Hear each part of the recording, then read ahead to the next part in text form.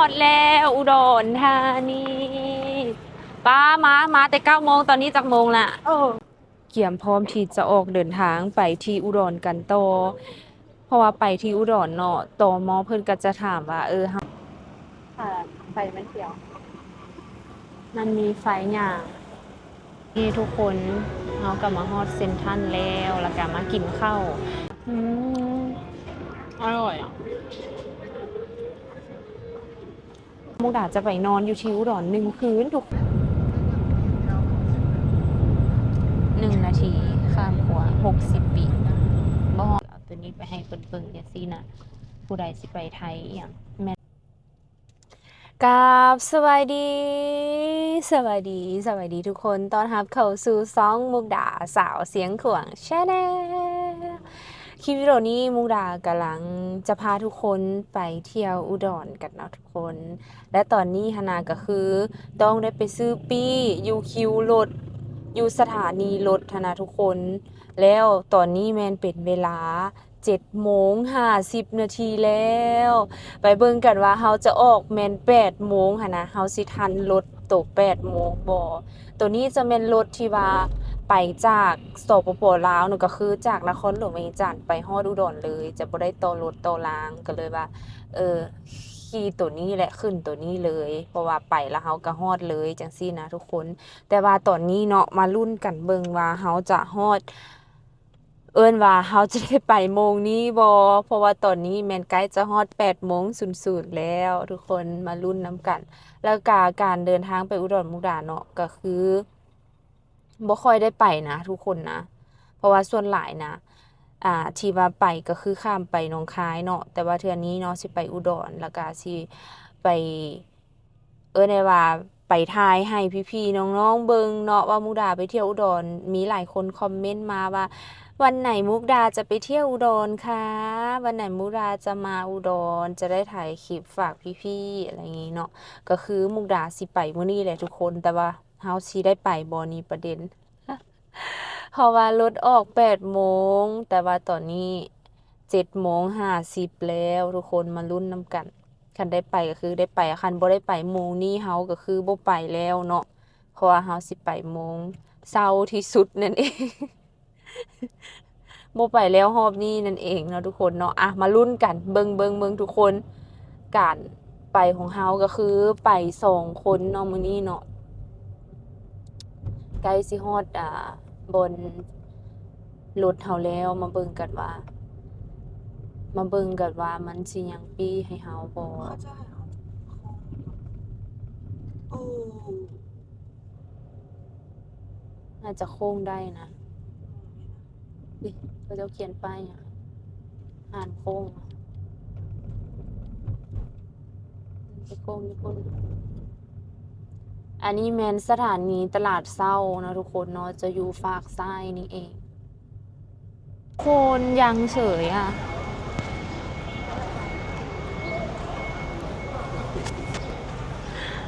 เราทันแล้วทุกคนก็คือยังอีก2 ปีสุดท้าย1 2 3 4 5 6ขับคนแล้วเนาะ เท่าไหร่จ๊ะ2 คนแสน130,000 2 คนตอนรถออก8 โมงตรงเด้อ โดยโอ้ยแล้วเด้อ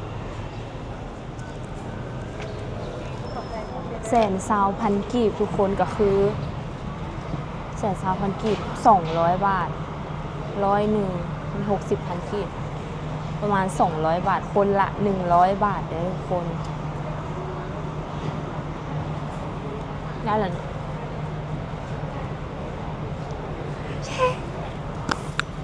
ได้รถแล้วใจเย่เฮาได้ปีแล้วทุกคนรถออก8 โมงตรงเนาะเพิ่นว่าเนาะก็คือเฮาต้องได้ออกพร้อมกับรถเลย8 โมงตรงนั่นเองนะจ๊ะทุกคนและตอนนี้เนาะสถานีของเฮาก็คืออยู่ที่นครหลวงเวียงจันทน์แล้วก็อยู่ที่ได้ว่าทั้งข้าง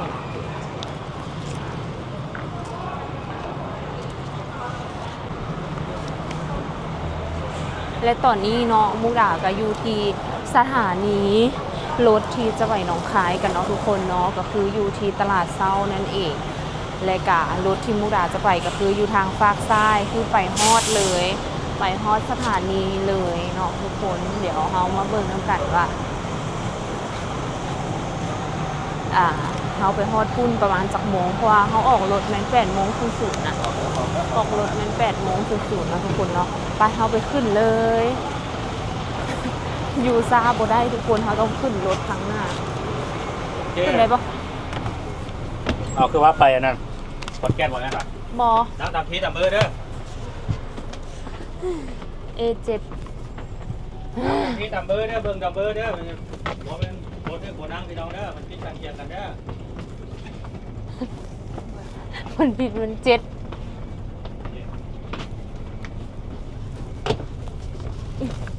ทุกคนเนาะก็คือไปด่านค่ะก็ต้องไปจำนู่นนี่นั่นเนาะโซที่เขาจะข้ามด่านไปเดี๋ยวไปเบิ่งน้ำกันว่าเดี๋ยวนี้เพิ่นมีจำอย่างใดก็คือเขาสมัครมาแล้วแม่นสมัครตัวที่ว่าเข้าประเทศไทยเนาะต้องสมัครภายใน24 ชั่วโมงเนาะก็คือสมัครแล้วนั่นเองและที่สำคัญแม่นไปดนๆเนาะก็คือไปเทื่อนึงตัวนี้น่าจะประมาณ5 6 7 เดือนนั่นแหละเด้สมัครตัวนี้ทุกคนมุดาสมัครออนไลน์ไปแล้วเนาะก็คือเมื่อวานนี้สมัครออนไลน์ไปแล้วฉะนั้นแล้วก็สิง่ายขึ้นเอาตัวนี้ไปให้เบิ่งๆจังซี่นะผู้ใดสิไปไทยอีหยังแม่นบ่ทุกคนถามเองตอบเองถ้าได้ขึ้นรถก็ดีใจแล้วเนาะส่วนเฮาสิได้แบบเฮาบ่คิดว่าสิได้โมงนี้หั้นนะทุกคนคิดว่ารถสิออกก่อนแต่ก็ยังทันอยู่ทางด้านหลังกะทุกคนนี่ก็จะมีแบบรถหลายคันที่รอท่าที่จะไปอุดรไปหนองคายแล้วก็มีคนจำนวนหลายเนาะที่รอท่าในการขึ้นรถไปอุดรไปหนองคายอย่างต่างๆเนาะอยู่ฝากซ้ายมุกดานี่เต็มเบิดเลยไปรถกำลังสิออกแล้วทุกคนเอาไปเดินทางกันนี่ทุกคนกำลังเดินทางสิฮอดด่านแล้วตอนนี้ก็คือฮอดด่านปุ๊บแล้วแม่นเฮาก็ไปแบบไปเบิ่งเนาะจักนาทีน่าจะประมาณ10 นาทีที่บอกทุกคนบ่ฮู้คือกันเฮาถ่ายได้ว่าเฮาไปฮอดด่านน่าจะได้เนาะเย้สิฮอดแล้วไปบ่ฮอดด่านไผแน่ที่ว่าอยู่อุดรเนาะหรือว่าพี่ๆคนใดที่ว่ามีบ่อนเที่ยวอยู่อุดรเนาะคอมเมนต์บอกมุกดาได้เด้อทั้งอุดรทั้งขอนแก่นเนาะเดี๋ยวเที่ยวหน้าจะไปขอนแก่นเที่ยวนี้ไปอุดรก่อนเนาะทุกคนคอมเมนต์บอกมุกดาได้ว่ามีที่เที่ยวที่ไหนบ้างที่แบบว่าควรไปอะไรอย่างงี้ทุกคนฮอดแล้วบ่แม่นฮอดอันอุดรได้ทุกคนฮอดด่านเฮาลงไปจำตึ๊ดแล้วเฮาจึงไปต่อเนาะอันนี้ก็คือด่านขวามิตรภาพจะเป็นคนเว้าเนี่ย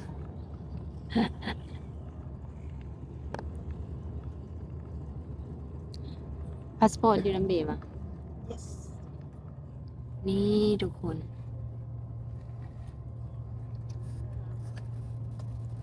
เตรียมลงไปทำ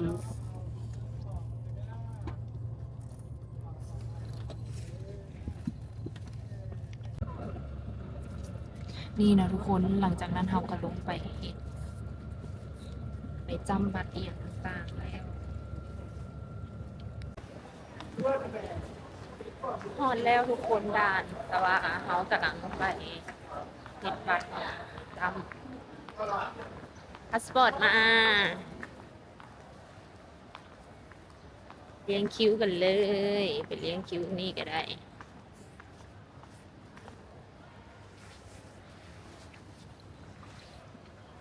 นี่นะทุกคนเนาะใช้เวลาน่าจะแป๊บเดียว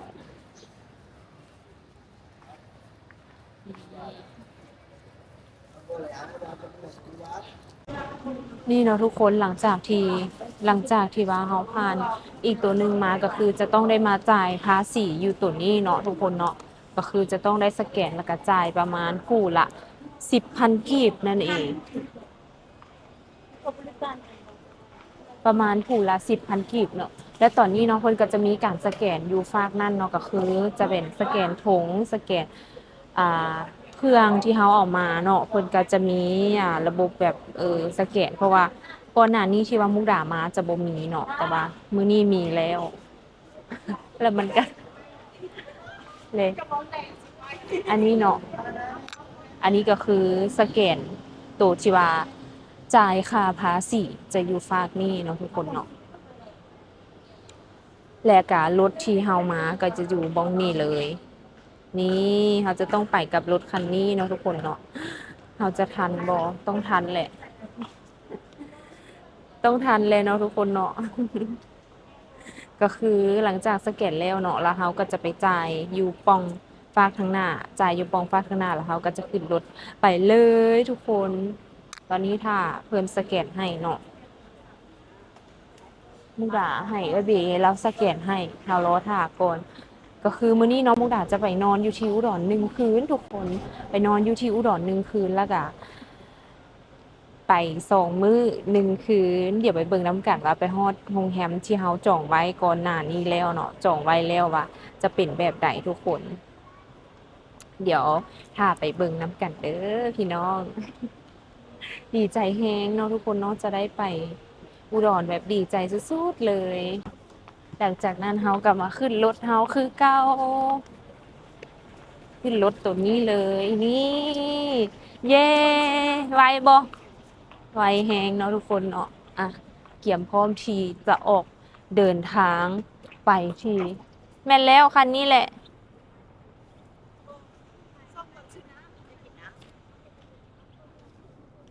เกี่ยมพร้อมที่จะออกเดินทางไปที่อุดรกันต่อ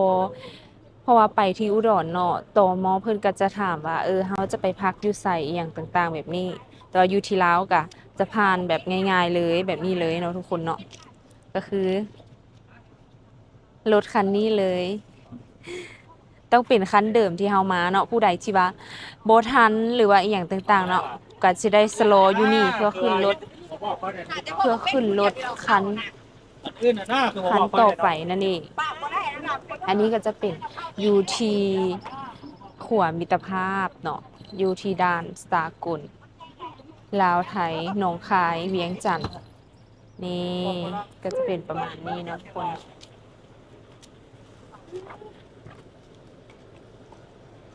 ไปอันนี้เพิ่นก็หลังจากที่ว่ามาแล้วเนาะก็จะเอาเครื่องขึ้นมาบนนี้เลย ขึ้นมาบนนี้แล้วเนาะแล้วเราก็จะขึ้นรถไปยาวๆนี่ทุกคนกำลังข้ามขัวแล้ว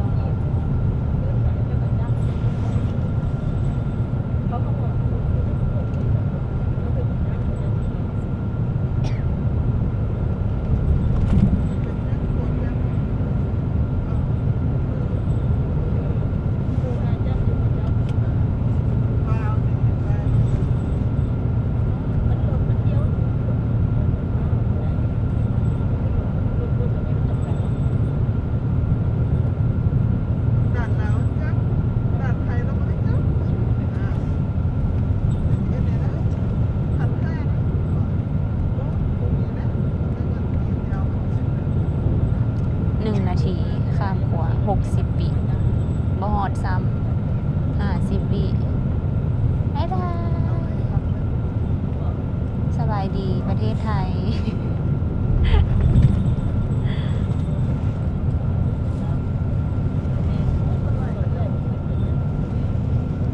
ฮอดแล้วก็สิได้ลงอีกรอบหนึ่งทุกคน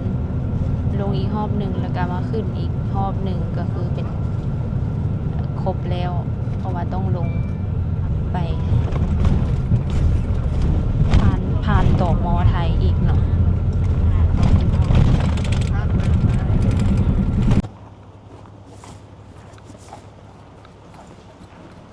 เย้ทุกคนลงมาต่อมอไทยแล้ว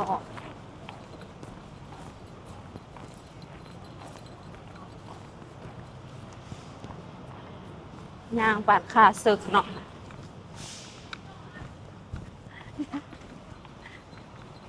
ญาติบ่ถามมา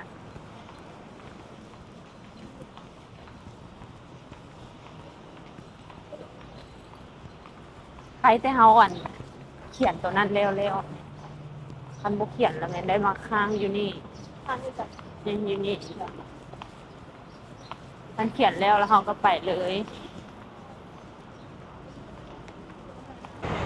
นี่เนาะทุกคนเพิ่นจะมีบอลสแกนเพราะเพิ่นนำก็คือจุดนี้เลยนะพี่น้อง แต่ว่ามูดาบ่ได้สแกนเนาะมูดาพายมาก็คือ เรียบร้อยและรถของเฮาก็จอดอยู่ทางฝากซ้ายนั่นเองเนาะรถของเฮาจอดอยู่ทางฝากซ้ายมือเลยนะทุกคนนะแล้วเฮาก็มาฮอดแล้วเนาะก็คืออีกด้านหนึ่งของขัวมิตรภาพก็คือจังหวัดหนองคายตอนนี้เฮาฮอดจังหวัดหนองคายแล้วเดี๋ยวเฮาจะไปกันต่อที่อุดรเราจะไปกันต่อที่อุดรเนาะซึ่งว่ารถของเฮาแม่น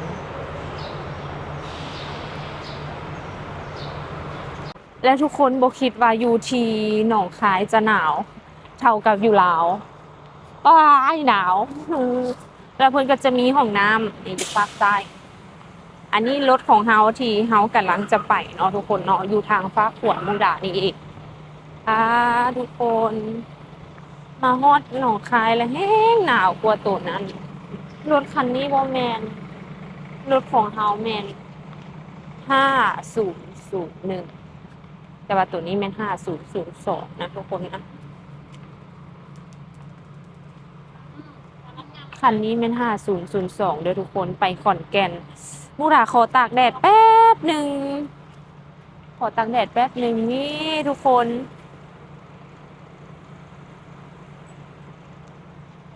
ฮอดแล้วยินดีต้อนรับเข้าสู่หนองคายเพิ่นว่าซั่นเนาะแต่ตอนนี้รถเฮายังบ่มาเทื่อเนาะทุกคนเนาะรอท่ารถมาก่อนได้มาแล้ว มาแล้วคันข้างหน้า เพราะว่าปกติเนาะคันเฮาบ่ได้ขี่รถตัวนี้มาเลยหั้นน่ะทุกคนเฮาก็จะมาขึ้นรถอีกตัวหนึ่งและตอนนี้เฮาขี่รถตัวนี้มาเนาะเฮาก็จะมาขึ้นรถตัวนี้นั่นเองเนาะทุกคนไปขึ้นรถกันแล้วก็เดินทางต่อ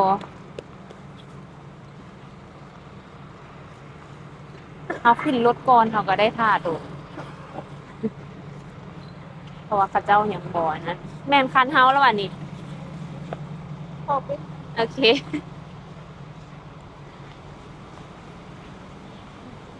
รถพอเบนเนาะนี่คันนี้นั่นเองเนาะทุกคนเนาะไปกันต่อแต่รู้สึกว่าอากาศอยู่หนองคายนะหนาวกว่าอยู่นครหลวงเวียงจันทน์เข้ามาปุ๊บแล้วเย็นเลยสงสัยปลาไหม้หลาย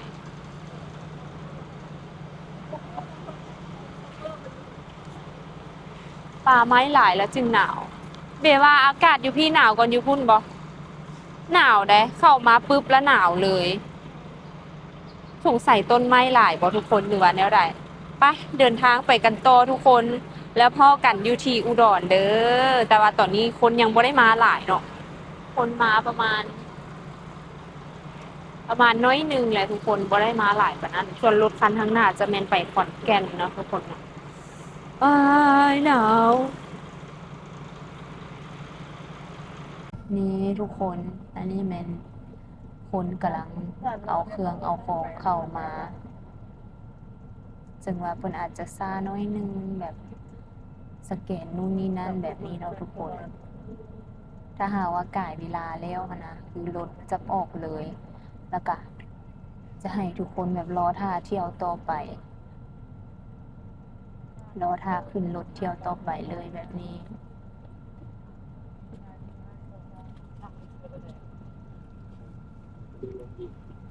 ไปทุกคนออกเดินทางกัน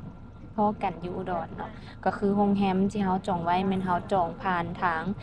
Agoda นั่นเองเนาะทุกคนหรือจองผ่านทางโรงแรมเลยปะจองผ่านทางเว็บโรงแรมเลย เดี๋ยวจะถ่ายให้ทุกคนเบิ่งเนาะบัดไปฮอด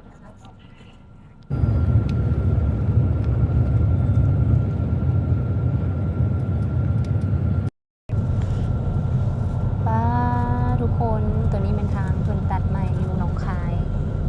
นี่เราก็ได้ไปตามทางกันเลย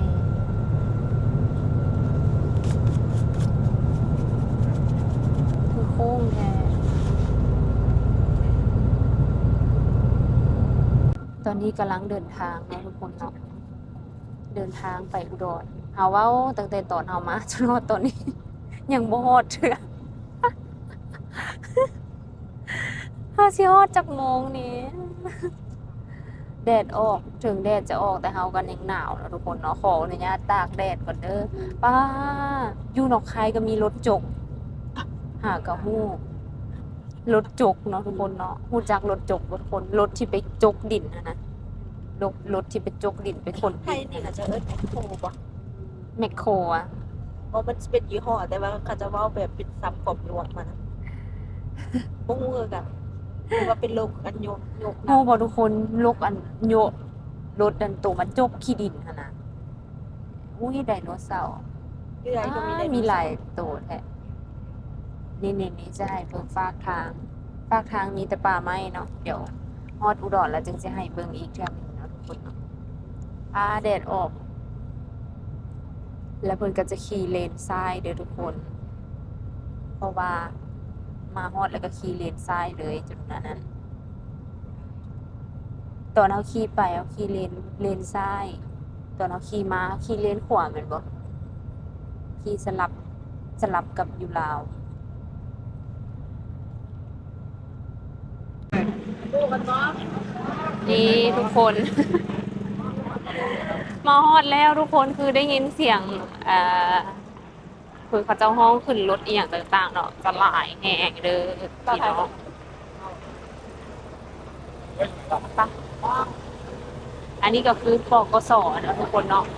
ออกมาจากปกสแล้วเฮาก็สิไปหากินข้าวกันก่อนไปหากินข้าวแล้วเฮาจึงจะไป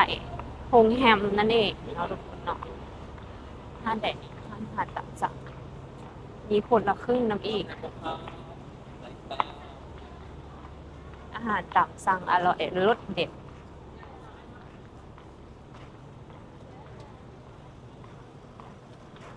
มันมีห้างนั้นได้กินก๋วยเตี๋ยวอาหารกินข้าวนะทุกคนเนาะ ไปกินในเส้นข้าว เย้ฮอดแล้วอุดรธานีป้ามาแต่9 โมงตอนนี้จักโมงละ ลืมเบิ่งโมง ตอนนี้ประมาณ11 โมงประมาณ น่า นั้น จะบ่ฮอด10:30 10 โมงครึ่งเนาะมาตั้งแต่9 โมงทุกคน ตอนนี้10 โมงครึ่งกระโบดนออกสมงค่ะบ่แมนมาแต่9 โมงได้มาแต่8 โมงได้ตอนนี้10 โมงครึ่งพี่น้องเขาเจ้าเฮ็ดตึกอีหยังในฝากนั้นข้างเซ็นทรัล น่าจะขยายน่าจะทาง หนาวเนาะอยู่อุดร น่าจะทาง หากินก๋วยเตี๋ยวก่อนไปข้ามทางไปหาเสียงเน่เออดูเลยว่ะเสรี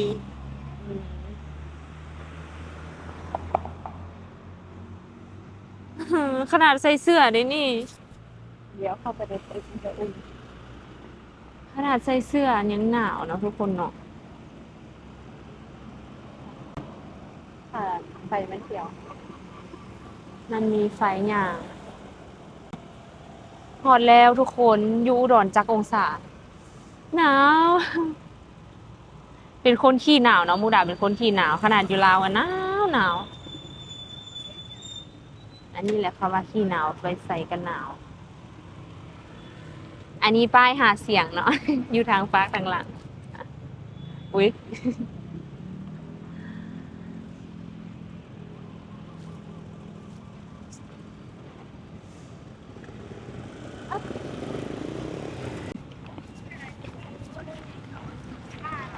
กินข้าวกันวันนี้นะ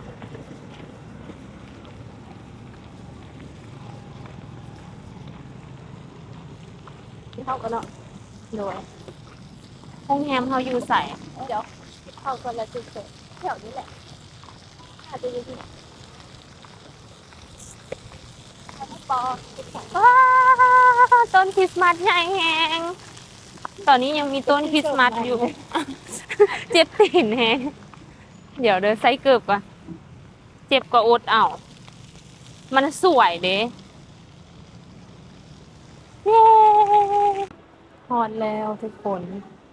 ป้าหอมขนมขนาดนี้เลยฟู้ดพาร์คตอนนี้เราอยู่ฟู้ดพาร์คนั่นเอง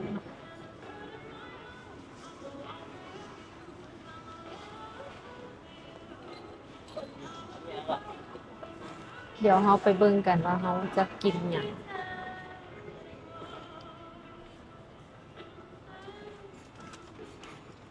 เดี๋ยวกลับมาได้ก็สิคุณน่าจะซื้อไปก่อนอันนึงนะคะเดี๋ยวเรามาดู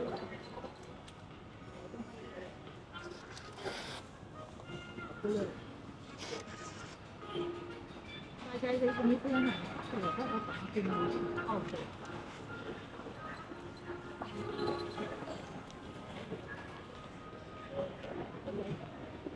นี่ทุกคน มีบัตรตัวนี้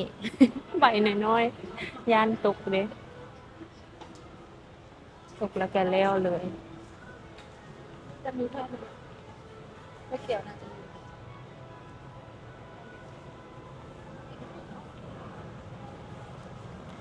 ะมีผัดทะเลอันนี้เป็นพวกของหวานเขาน่าจะบอกได้เล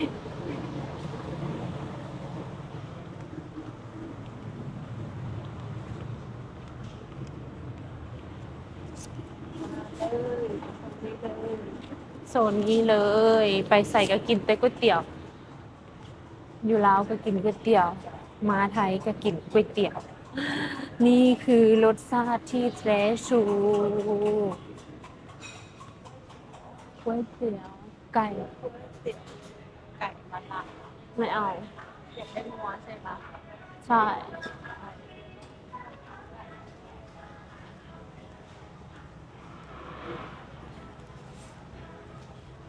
อันนี้เปิดหัว ก๋วยเตี๋ยวเรือ พอตัวมีแก้วตุ๋นโอ้แก้วตุ๋นอันนั้นไก่ข้าวก๋วยเตี๋ยวน้ำตกหมูเนื้อดิ เป็นตกหมูเนื้อ จะเอาเนื้อหรือเอาหมู เอาเนื้อ แล้วตรงนี้ดิคุณบอกว่าหมกไฟ บอก เอาก๋วยเตี๋ยวน้ำตกเนื้อ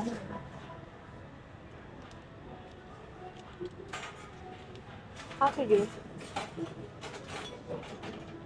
มันจะหยุดแล้วได้ นี่ตัวอะไรครับพี่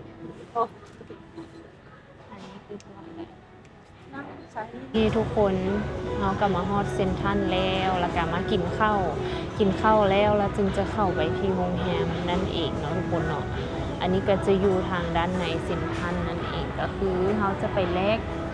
บัตรเนาะแลกบัตรแล้วเราก็มาเอาเลย เราอยากกินอย่างก็คือมาเลือกกินเลยมินิมูดาเลือกเป็นก็คือก๋วยเตี๋ยวงัวเนาะคันเว้าเป็นภาษาลาวก็คือก๋วยเตี๋ยวเนื้อหลังจากที่เขากินแล้วเนาะก็คือจะได้เข้าไปเช็คอินอยู่ที่โรงแรมนั่นเองเนาะจะเข้าไปเช็คอินอยู่ที่โรงแรมเช็คอินอยู่ที่โรงแรมแล้วเขาจึงออกมาเลาะที่เซ็นทรัลโตออกมาเลาะเซ็นทรัลแล้วเขาจึงไปหากินข้าวอยู่ที่คาเฟ่หรือว่าเป็นบุฟเฟ่เนาะทุกคนผู้ใดที่ว่ามีห้านบุฟเฟ่ที่ว่าหลายๆคนได้ว่าหลายๆคนแนะนำอย่างนั้นนะทุกคนคอมเมนต์บอกด่าเด้อ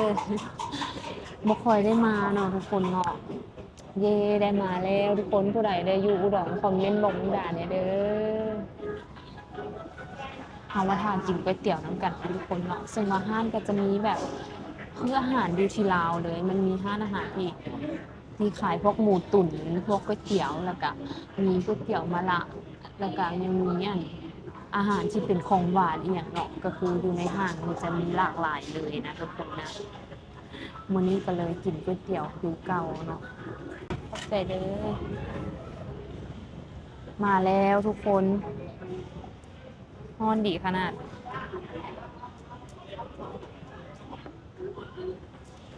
ก๋วยเตี๋ยวเนื้อ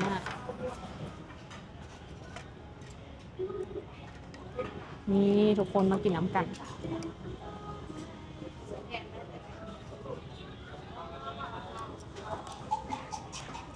เส้นใหญ่ขนาดเลย มันจะคืออยู่ลาวบ่ทุกคนมาซิมน้ำกัน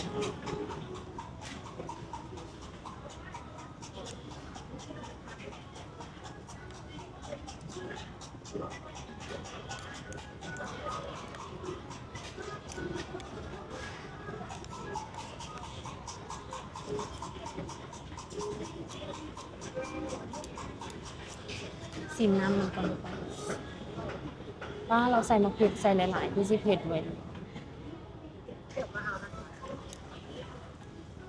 สแกน แซ่บ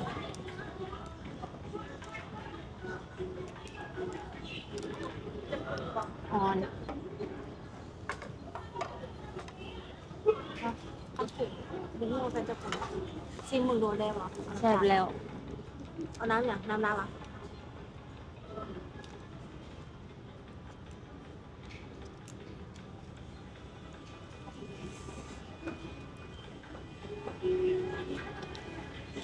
นี่ทุกคน มากินน้ำกัน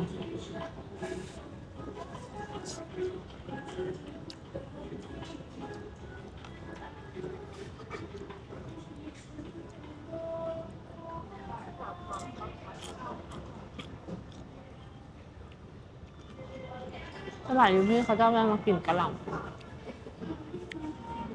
เขาจะมากินกะหล่ำปี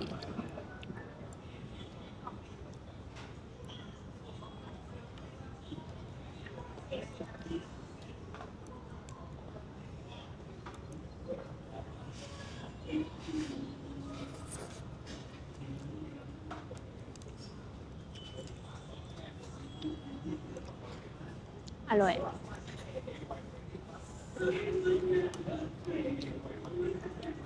แซ่บ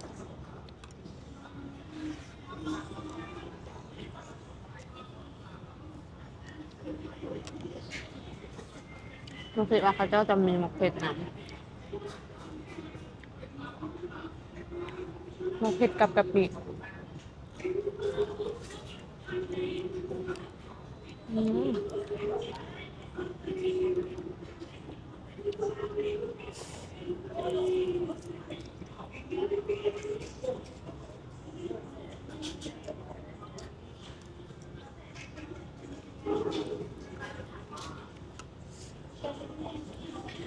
อืม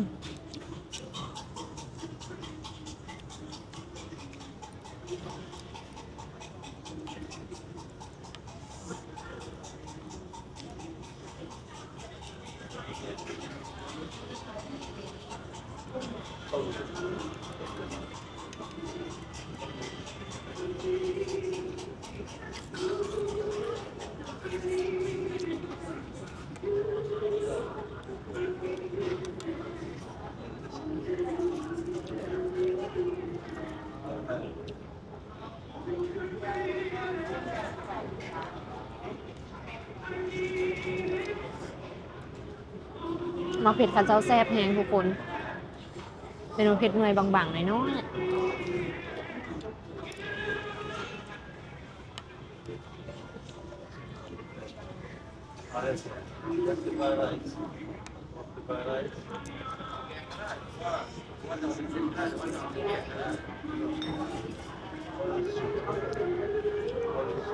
เส้นข้าวเจ้านุ่มแฮงเส้นนุ่มแซ่บ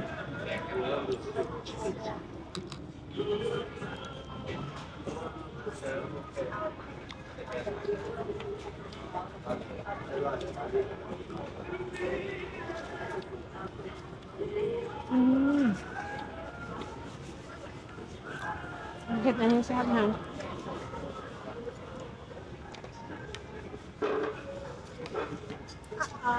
หวานไหม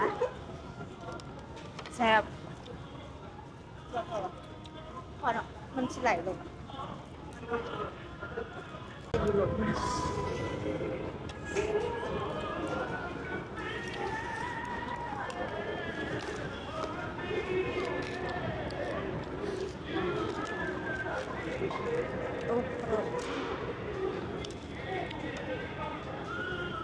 อะไรนะ คือ นี่ทุกคน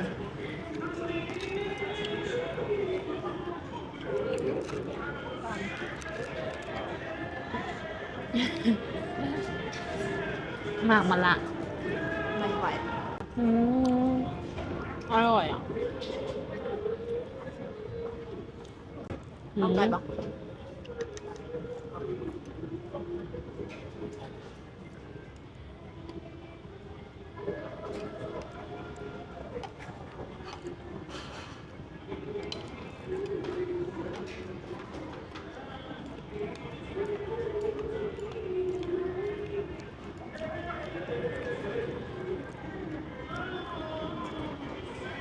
ว่าข้าวกับข้าวทุกคนเส้นนุ่มแฮงแซ่บ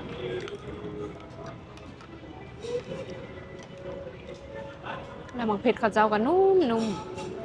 หน่วยอ่อนๆ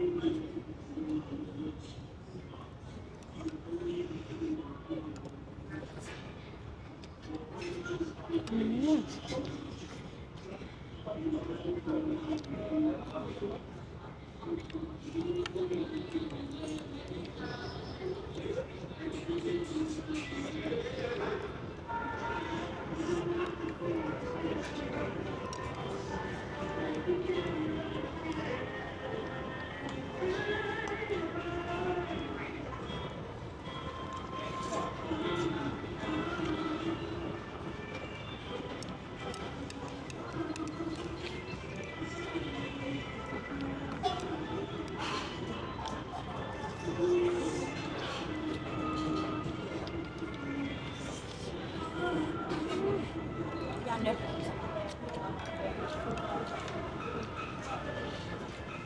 เอาไว้ใจเลย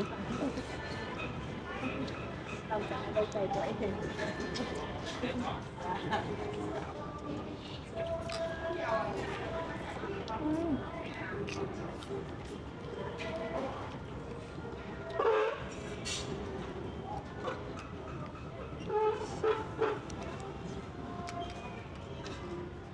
แซ่บแห้งกลิ่นจนเบาๆอย่างทุกคนเดี๋ยวคลิปนี้เนาะจะพอสไว้ก่อนแล้วพ่อกันใน EP ต่อไปเนาะว่าเขาจะไปเลาะเส้นทางจะไปซื้ออย่างใดเดี๋ยวพ่อกันใน EP ต่อไปเด้อทุกคนเดี๋ยวคลิปนี้ไปก่อนทุกคนขอตัวไปกินก๋วยเตี๋ยวเรือก่อนแบบแซ่บแห้งจนเบาๆอย่างเลยพ่อกันใน EP ที่ 2เด้อทุกคนบ๊ายบาย